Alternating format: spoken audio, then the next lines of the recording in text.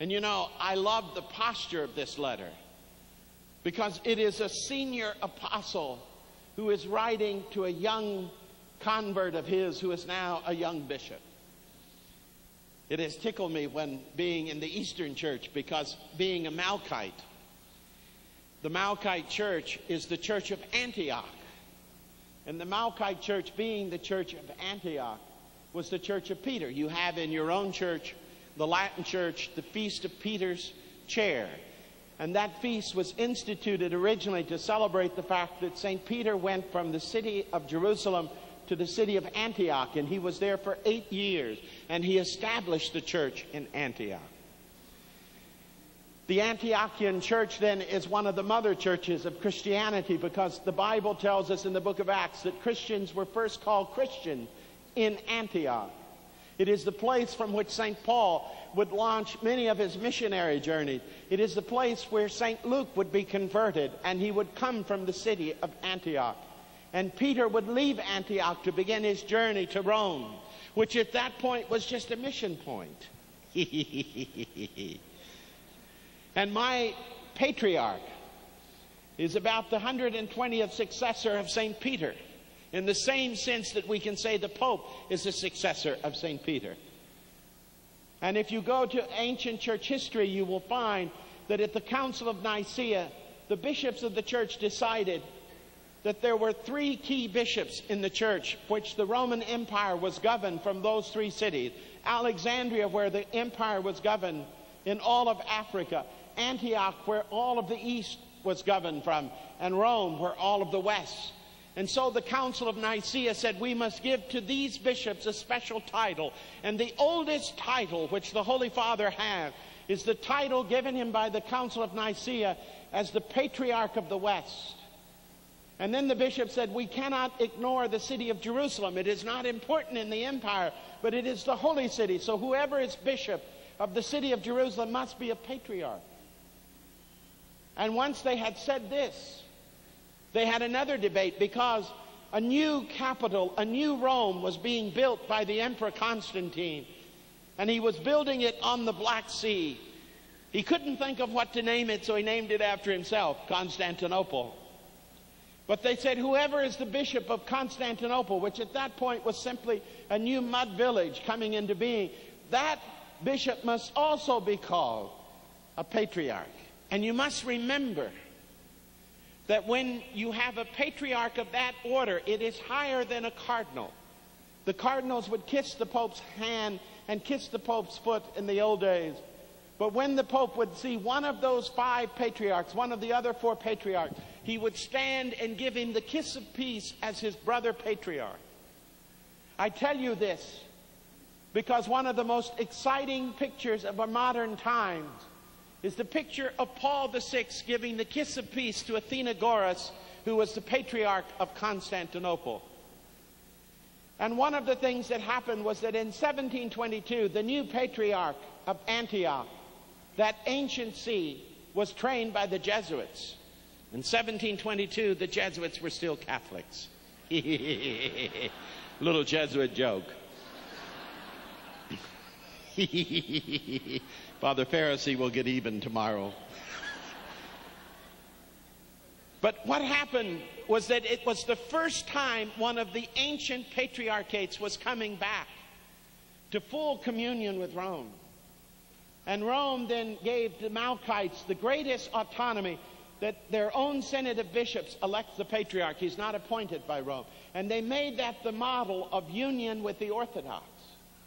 And I don't know if you realize it, but right now, the Holy Father has given to the church its highest mandate, that we are to do all within our power, that by the year 2000, we can bring the Eastern Church and the Western Church back together again. And I think that would be a marvelous experience.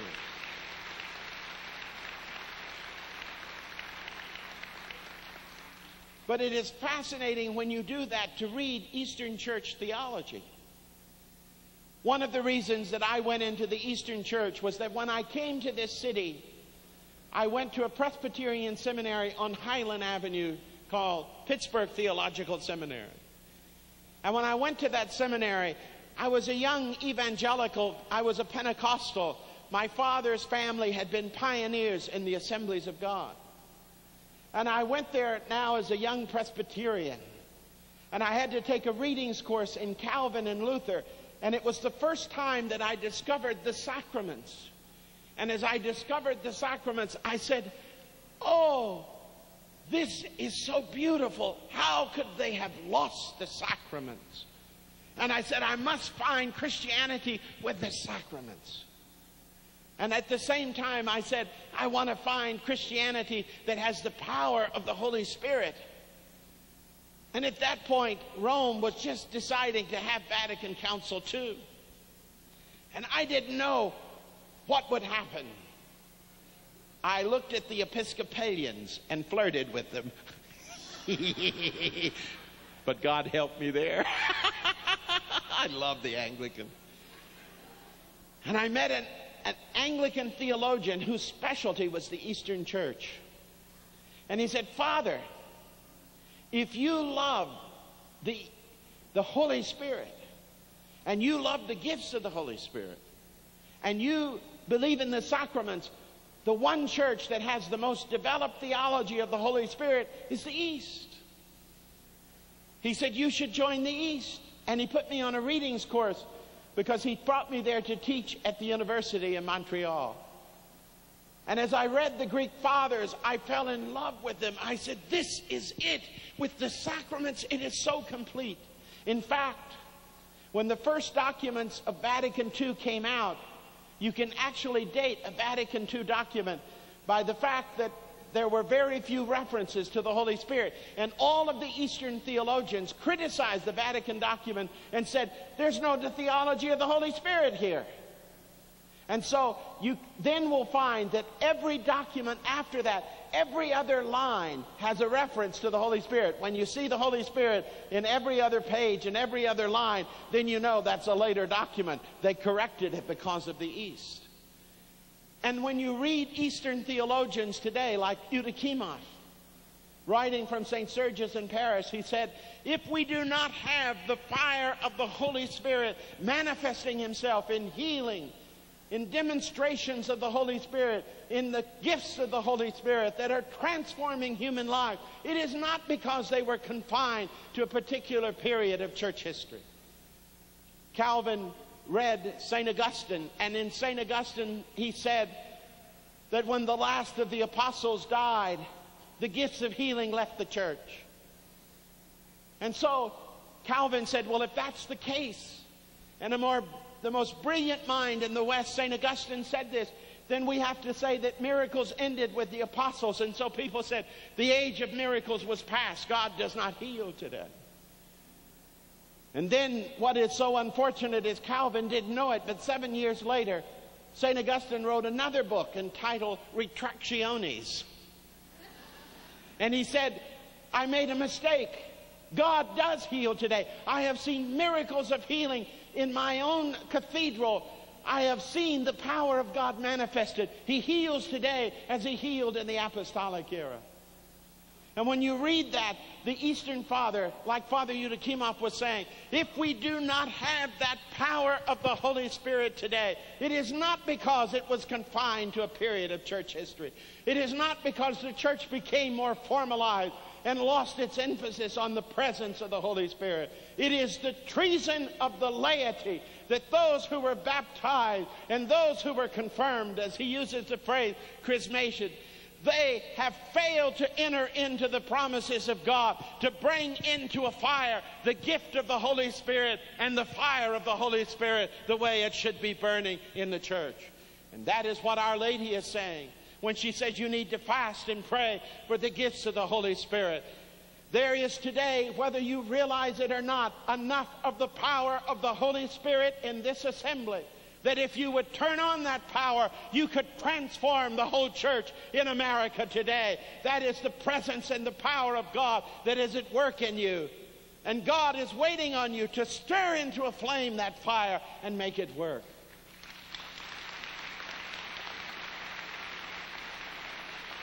You will see that there are cases in the Bible in which God comes to his people. Moses is standing there with the Red Sea. There come their enemies behind them. The enemy is going to take them. Pharaoh with all of his chariot, they can't go forward because the Red Sea is there. They can't go back because here come the Egyptians to slaughter them. And here is, oh, help us, help us. And if you look at it, to paraphrase it, God says, Moses, do something. Huh? Do something. And God was waiting on Moses to invoke his hand to save his people. And I say to you, greater is he that is in you than he that's in the world.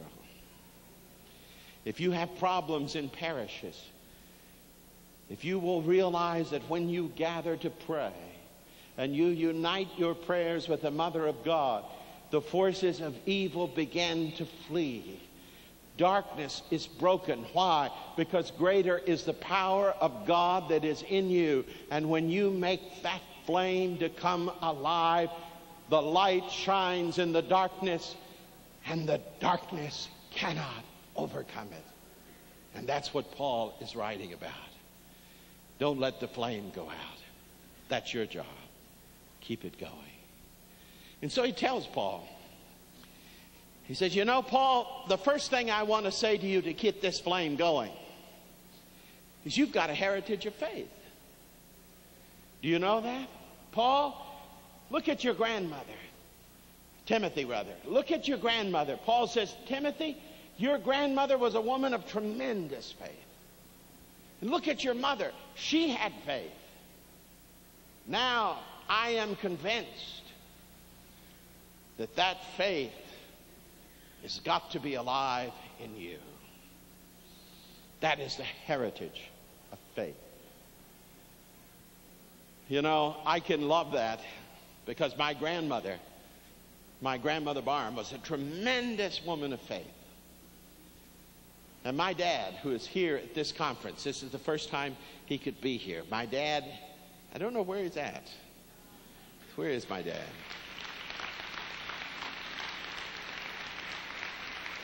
I'm sure he's here somewhere. You should see him. Where'd my dad go? I'm missing a father. Will father's father please stand? There he is, over there. Stand up, wave.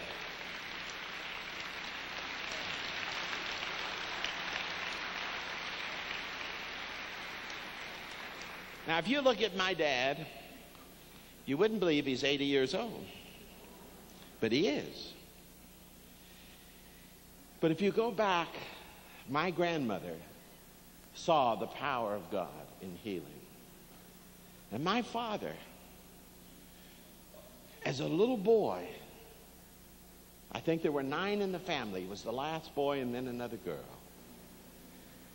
But he had a heart condition. And as a little boy, my dad was in that bed for over a year. He was so weak that they had to feed my father. He couldn't even feed himself. And my grandmother believed that God could heal and that Jesus would heal. My grandmother fasted and prayed for a whole week that my dad would be healed. And the man that was praying for the sick came to the house, F.F. Bosworth. He felt such a sense